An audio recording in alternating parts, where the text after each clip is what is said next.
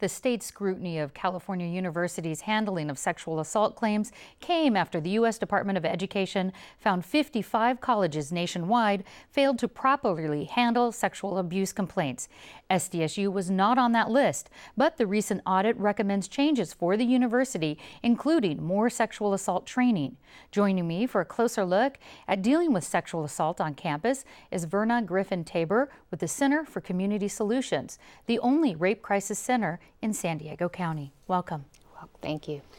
Verna, the audit found SDSU is not in full compliance with the state law on educating and training employees, students in dealing with sexual assault. What do you think of their findings?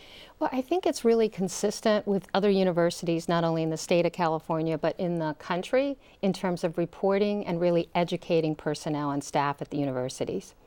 I want to let folks know that San Diego University declined a request to be on this interview, instead sending a statement that reads, in part, "We appreciate the opportunity to this audit gave us to look at our policies and procedures as they relate to the issues of Title IX, sexual assault and sexual harassment on our campus. There is always room for improvement. The audit provides continued opportunities for this, and we will be following those recommendations." What do you think is the university's responsibility in stopping sexual misconduct on campus?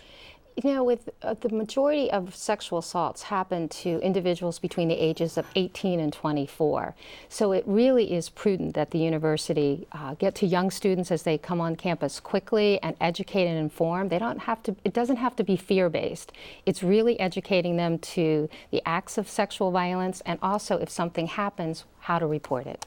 Well, the National Institute of Justice report in 2007 found that 1 in 5 women are sexually assaulted in college. How does the Center for Community Solutions actually respond to sexual assault on local campuses? When somebody's sexually assaulted, if they call law enforcement, it's our job to respond 24 hours a day, 7 days a week, within 20 minutes. As that officer approaches the hospital, so are we, to be through that exam, and then through the duration of whatever may exist, if they want to press charges, through law enforcement interviews, prosecutors, courts, and then of course healing, if they want to choose counseling, if they want legal assistance. We have a wraparound services that we provide. What are you hearing from student victims about the challenges of coming forward? You know, students as well as other individuals for sexual assault, it's very difficult to come forward. They tend to blame themselves. They feel guilty, dirty, ashamed, when in fact, they were the victim. They were not the perpetrators of this type of violence. That's where education and outreach is so important. The audit made several recommendations, including mandating annual training and additional training for certain employees. What do local colleges need to do in addition to education to prevent sexual assaults? Besides education, and I want to underscore that the audit found that staff and employees of the university, like resident advisors and coaches, it might be prudent to have them trained because they may be the first place that students go. But also knowing how to respond, making sure resources are readily available, not just brochures, but information posted in dorms, in areas that students congregate is another thing they can do.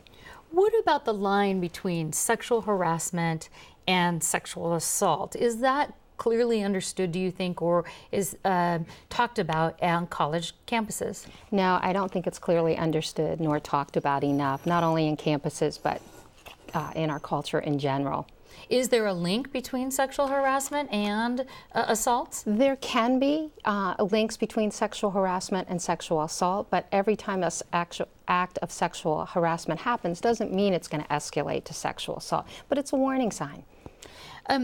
What would you like to see local colleges, as far as if you had your way, what would you like to see the next steps be? I would love to see a lot of what the audit talked about is that all employees for the university are trained in not only sexual assault and sexual harassment, because it really will equip the staff to be able to work with students if they come forward, but also know the local resources. It's got to be debilitating for a staff member at the university if they don't know what to do with a sexual assault or where to turn. Help is available. So I'd love to see not only training, but partnering and outreach in the community. All right, Verna Griffin-Tabor, thank you so much for updating us on this. Thank you for having us, and thanks for tackling this tough issue.